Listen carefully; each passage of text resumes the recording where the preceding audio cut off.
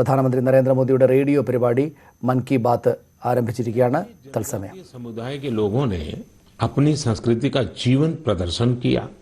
एक कमाल का काम हिमाचल प्रदेश में ऊना के मिनिएचर राइटर रामकुमार जोशी जी ने भी किया है.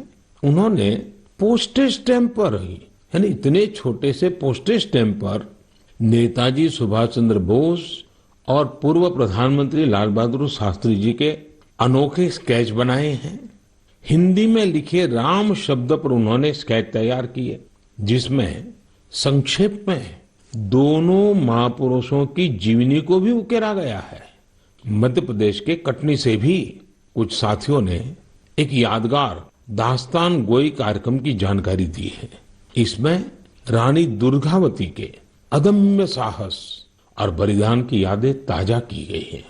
ऐसा ही एक कार्यक्रम काशी में हुआ. गोस्वामी तुलसीदास, संत कबीर, संत रैदास, भारतेंदु हरिश्चंद्र, मुंशी प्रेमचंद और जयशंकर प्रसाद जैसे महान विभूतियों के सम्मान में 3 दिनों के महोत्सव का आयोजन किया गया. अलग अलग कालखंड में इन सभी की देश की जन जागृति में बहुत बड़ी भूमिका रही है.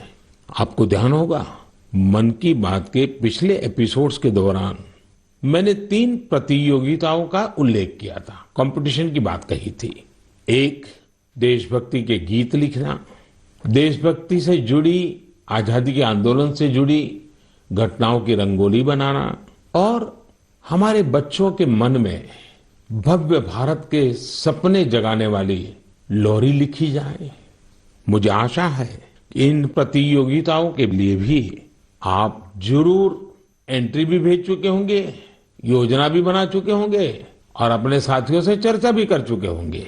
मुझे आशा है बढ़ चढ़ करके हिंदुस्तान के हर कोने में इस कार्यक्रम को आप जरूर आगे बढ़ाएंगे. मेरे प्यारे देशवासियों, इस चर्चा से अब मैं आपको सीधे वृंदावन लेकर चलता हूं. वृंदावन के बारे में कहा जाता है कि ये भगवान के प्रेम का प्रत्यक्ष स्वरूप है. हमारे संतों ने भी कहा है, यह आशा धरी चित्त में, यह आशा धरी चित्त में कहत जथा मति मोर, वृंदावन सुख रंग गौ, वृंदावन सुख रंग गौ, काहू न पायो और. यानी वृंदावन की महिमा हम सब अपने अपने सामर्थ्य के हिसाब से कहते जरूर हैं, लेकिन वृंदावन का जो सुख है, यहाँ का जो रस है, उसका अंत कोई नहीं पा सकता. वो तो असीम है. तभी तो वृंदावन दुनिया भर के लोगों को अपनी तरफ आकर्षित करता रहा है. इसकी छाप आपको दुनिया के कोने कोने में मिल जाएगी. पश्चिमी ऑस्ट्रेलिया में एक शहर है पर्थ. क्रिकेट प्रेमी लोग इस जगह से भली भांति परिचित होंगे, क्योंकि पर्थ में अक्सर क्रिकेट मैच होते रहते हैं. पर्थ में एक सेक्रेड इंडिया गैलरी इस नाम से एक आर्ट गैलरी भी है. यह गैलरी स्वान वैली के एक खूबसूरत क्षेत्र में बनाई गई है और ये ऑस्ट्रेलिया की एक निवासी जगत तारिणी दासी जी के प्रयासों का नतीजा है. जगत तारिणी जी वैसे तो है ऑस्ट्रेलिया की, जन्म भी वहीं हुआ, लालन पालन भी वहीं हुआ, लेकिन 13 साल से भी अधिक समय वृंदावन में आकर के उन्होंने बिताया. उनका कहना है कि वे ऑस्ट्रेलिया लौट तो गई, अपने देश वापस तो गई, लेकिन वो कभी भी वृंदावन को भूल नहीं पाई. इसलिए उन्होंने वृंदावन और उसका आध्यात्मिक भाव से जुड़ने के लिए ऑस्ट्रेलिया में ही वृंदावन खड़ा कर दिया. अपनी कला को ही एक माध्यम बना करके एक अद्भुत वृंदावन उन्होंने बना लिया. यहाँ आने वाले लोगों को कई तरह की कलाकृतियों को देखने का अवसर मिलता है. उन्हें भारत के सर्वाधिक प्रसिद्ध तीर्थस्थलों वृंदावन, नवाद्वीप और जगन्नाथपुरी की परंपरा और संस्कृति की झलक देखने को मिलती है. यहाँ पर भगवान कृष्ण के जीवन से जुड़ी कई कलाकृतियां भी प्रदर्शित की गई हैं. एक कलाकृति ऐसी भी है जिसमें भगवान कृष्ण ने गोवर्धन पर्वत को अपनी छोटी उंगली पर उठा रखा है जिसके नीचे वृंदावन के लोग आश्रय लिए हुए हैं। जगत तारिणी जी का यह अद्भुत प्रयास वाकई हमें कृष्ण भक्ति की शक्ति का दर्शन कराता है। मैं उन्हें इस प्रयास के लिए बहुत बहुत शुभकामनाएं देता हूं। मेरे प्यारे देशवासियों, अभी मैं ऑस्ट्रेलिया के पर्थ में बने वृंदावन के विषय में बात कर रहा था। ये भी एक दिलचस्प इतिहास है कि ऑस्ट्रेलिया का एक रिश्ता हमारे बुंदेलखंड के झांसी से भी है। दरअसल झांसी की रानी लक्ष्मीबाई जब ईस्ट इंडिया कंपनी के खिलाफ कानूनी लड़ाई लड़ रही थी तो उनके वकील थे जॉन लैंग। जॉन लैंग मूल रूप से ऑस्ट्रेलिया के ही रहने वाले थे। भारत में रहकर उन्होंने रानी लक्ष्मीबाई का मुकदमा लड़ा था। हमारे स्वतंत्रता संग्राम में झांसी और बुंदेलखंड का कितना बड़ा योगदान है ये हम सब जानते हैं। यहाँ रानी लक्ष्मीबाई और झलकारी बाई जैसी वीरांगनाएं भी हुई और मेजर ध्यानचंद जैसे खेल रत्न भी इस क्षेत्र ने देश को दिए हैं। साथियों, वीरता केवल युद्ध के मैदान में ही दिखाई जाए ऐसा जरूरी नहीं होता। वीरता जब एक व्रत बन जाती है और उसका विस्तार होता है तो हर क्षेत्र में अनेकों कार्य सिद्ध होने लगते हैं। मुझे ऐसी ही वीरता के बारे में श्रीमती ज्योत्सना ने चिट्ठी लिखकर बताया है। जालौन में एक पारंपरिक नदी थी, नून नदी। नून यहाँ के किसानों के लिए पानी का प्रमुख स्रोत हुआ करती थी, लेकिन धीरे धीरे नून नदी लुप्त होने की कगार पर पहुंच गई। जो थोड़ा बहुत अस्तित्व इस नदी का बचा था उसमें वो नाले में तब्दील हो रही थी। इससे किसानों के लिए सिंचाई का भी संकट खड़ा हो गया था। जालौन के लोगों ने इस स्थिति को बदलने का बीड़ा उठाया। इसी साल मार्च में इसके लिए एक कमेटी बनाई गई। हजारों ग्रामीण और स्थानीय लोग स्वतः स्फूर्त इस अभियान से जुड़े। यहाँ के पंचायतों ने ग्रामीणों के साथ मिलकर काम करना शुरू किया और आज इतने कम समय में और बहुत कम लागत में ये नदी फिर से जीवित हो गई है। कितने ही किसानों को इसका फायदा हो रहा है।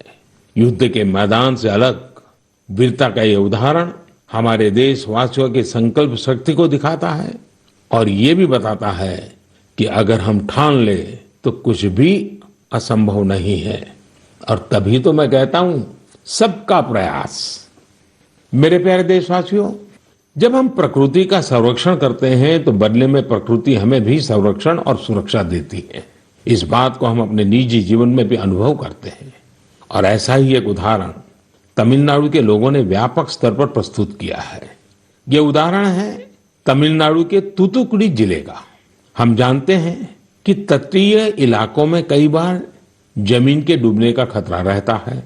तूतुकुड़ी में भी कई छोटे आइलैंड और टापू ऐसे थे जिनके समुद्र में डूबने का खतरा बढ़ रहा था। यहाँ के लोगों ने और विशेषज्ञों ने इस प्राकृतिक आपदा का बचाव प्रकृति के जरिए ही खोजा। ये लोग अब इन टापुओं पर पाल्मेरा के पेड़ लगा रहे हैं। ये पेड़ साइक्लोन और तूफानों में भी खड़े रहते हैं और जमीन को सुरक्षा देते हैं। इनसे अब इस इलाके को बचाने का एक नया भरोसा जगा है। साथियों, प्रकृति से हमारे लिए खतरा तभी पैदा होता है जब हम उसके संतुलन को बिगाड़ते हैं या उसकी पवित्रता नष्ट करते हैं।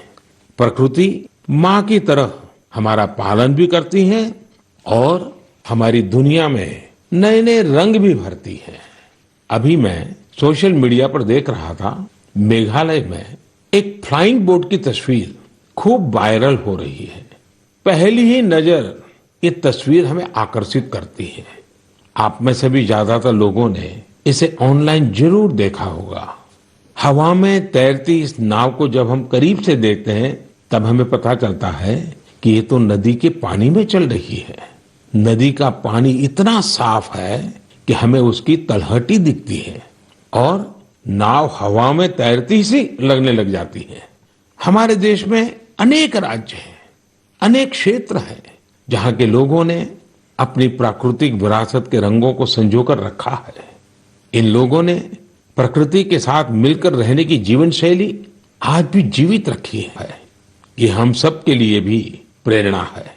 हमारे आसपास जो भी प्राकृतिक संसाधन है, हम उन्हें बचाएं, उन्हें फिर से उनका असली रूप लौटाएं। इसी में हम सबका हित है, जग का हित है। मेरे प्यारे देशवासियों, सरकार जब योजनाएं बनाती है, बजट खर्च करती है, समय पर परियोजनाओं को पूरा करती है, तो लोगों को लगता है कि वो काम कर रही है। लेकिन सरकार के अनेक कार्यों में, विकास के अनेक योजनाओं के बीच मानवीय संवेदनाओं से जुड़ी बातें हमेशा एक अलग सुख देती हैं। सरकार के प्रयासों से, सरकार की योजनाओं से कैसे कोई जीवन बदला, उस बदले हुए जीवन का अनुभव क्या है, जब ये सुनते हैं तो हम भी संवेदनाओं से भर जाते हैं। यह मन को संतोष भी देता है और उस योजना को लोगों तक पहुंचाने की प्रेरणा भी देता है। एक प्रकार से ये स्वांतः सुखाई तो है। और इसलिए आज मन की बात में हमारे साथ तो ऐसे साथी भी जुड़ रहे हैं जो अपने हौसलों से एक नया जीवन जीत कर आए हैं। इन्होंने आयुष्मान भारत योजना की मदद से अपना इलाज कराया और एक नई जिंदगी की शुरुआत की है। हमारे पहले साथी हैं राजेश कुमार प्रजापति, जिन्हें हृदय रोग की बीमारी, हार्ट की समस्या थी। तो आइए राजेश जी से बात करते हैं। राजेश जी नमस्ते। नमस्ते सर, नमस्ते। आपकी राजेश जी बीमारी क्या थी? फिर किसी डॉक्टर के पास गए होंगे, मुझे जरा समझाइए। स्थानीय डॉक्टर ने कहा होगा, फिर किसी और डॉक्टर के पास गए होंगे, फिर आप निर्णय नहीं करते होंगे या करते होंगे, क्या क्या होता था? जी, मुझे हार्ट में प्रॉब्लम सर आ गई थी, मेरे सीने में जलन होती थी सर। फिर मैंने डॉक्टर को दिखाया। डॉक्टर ने पहले तो बताया हो सकता बेटा तुम्हारे एसिड होगी। तो मैंने काफी दिन एसिड की दवाई कराई, उससे जब मुझे फायदा नहीं हुआ, फिर डॉक्टर कपूर को दिखाया। तो उन्होंने कहा बेटा तुम्हारे जो लक्षण है उससे एंजियोग्राफी से पता चलेगा। फिर उन्होंने रेफर किया मुझे श्री राममूर्ति में। उनसे मिले हम अमरीश अग्रवाल जी से, तो उन्होंने मेरी एंजियोग्राफी करी। फिर उन्होंने बताया कि बेटा ये तो तुम्हारी नस ब्लॉकेज है। तो हमने कहा सर ये किसमें कितना खर्चा आएगा? उन्होंने कहा कार्ड है आयुष्मान वाला जो पीएम जी ने बनवा के दिया। तो हमने कहा सर है हमारे पास है, और सारा इलाज उसी कार्ड से हुआ है सर। और जो आपने ये बनाया है कार्ड, बहुत ही अच्छी तरीके से अब गरीब आदमियों के लिए बहुत सहूलियत है इससे, और आपका कैसे मैं धन्यवाद करूं। आप करते क्या है राजेश जी? सर मैं इस समय तो प्राइवेट नौकरी करता हूं सर। और आयु कितनी है आपकी? मेरी 49 साल है सर। इतनी छोटी आयु में आपको हार्ट का ट्रबल हो गया? हाँ जी सर, क्या बताएं। आपके परिवार में भी पिताजी को या किसी माताजी को या इस प्रकार का पहले रहा है कि? नहीं सर, किसी को नहीं था सर, ये पहला है हमारे साथ ही हुआ है। ये आयुष्मान कार्ड भारत सरकार या कार्ड देती है गरीबों के लिए, एक बहुत बड़ी योजना है, तो ये आपको पता कैसे चला? सर ये तो इतनी बड़ी योजना है, गरीब आदमी बहुत इससे बेनिफिट मिलता है, वो इतना खुश है सर। हमने तो हॉस्पिटल में देखा कि इस कार्ड से कितना लोगों को सहूलियत मिलती है। जब डॉक्टर से कहता कार्ड मेरे पास है सर, तो डॉक्टर कहता ठीक वो कार्ड लेके आइए, मैं उसी कार्ड से आपका इलाज कर दूंगा। अच्छा, कार्ड न होता तो आपको कितना खर्चा बोला था डॉक्टर ने? डॉक्टर साहब ने कहा था बेटा इसमें बहुत सारा खर्चा आएगा बेटा, अगर कार्ड नहीं होगा। तो मैंने कहा सर कार्ड तो है मेरे पास। तो उन्होंने कहा तुरंत आप दिखाइए। तो हमने तुरंत दिखाया, उसी कार्ड से सारा इलाज मेरा किया गया। मेरे एक पैसा नहीं खर्च हुआ, सारी दवाइयाँ भी उसी कार्ड से निकाली गई हैं। तो राजेश जी आपको अभी संतोष है, तबीयत ठीक है? जी सर, आपका बहुत बहुत धन्यवाद सर। और आपकी उम्र भी इतनी लंबी होगी, हमेशा सत्ता में ही रहे। हमारे परिवार के लोग भी आपसे इतना खुश हैं, हम क्या कहें आपसे। राजेश जी आप मुझे सत्ता में रहने की शुभकामना मत दीजिए। मैं आज भी सत्ता में नहीं हूँ और भविष्य में भी सत्ता में जाना नहीं चाहता हूँ। मैं सिर्फ सेवा में रहना चाहता हूँ। मेरे लिए ये पद, ये प्रधानमंत्री, सारी चीजें ये सत्ता के लिए है ही नहीं भाई, सेवा के लिए है। सेवा ही तो चाहिए हम लोगों को, और क्या। देखिए गरीबों के लिए ये आयुष्मान भारत योजना ये अपने आप में जी सर बहुत बढ़िया चीज है। लेकिन देखिए राजेश जी आप हमारा एक काम कीजिए, करेंगे? जी बिल्कुल करेंगे सर। देखिए होता क्या है कि लोगों को इसका पता नहीं होता है। आप एक जिम्मेवारी निभाइए, ऐसे जितने गरीब परिवार है आपके आसपास उनको अपनी ये कैसे आपको लाभ हुआ, कैसे मदद मिली, ये बताइए। बिल्कुल बताएंगे सर। और उनको कहिए कि वे भी ऐसा कार्ड बनवा लें, ताकि परिवार में पता नहीं कब क्या मुसीबत आ जाए और आज गरीब दवाई के कारण परेशान रहे ये तो ठीक नहीं है। अब पैसों के कारण वो दवाई न ले या बीमारी का उपाय न करे तो ये भी बड़ी चिंता का विषय है।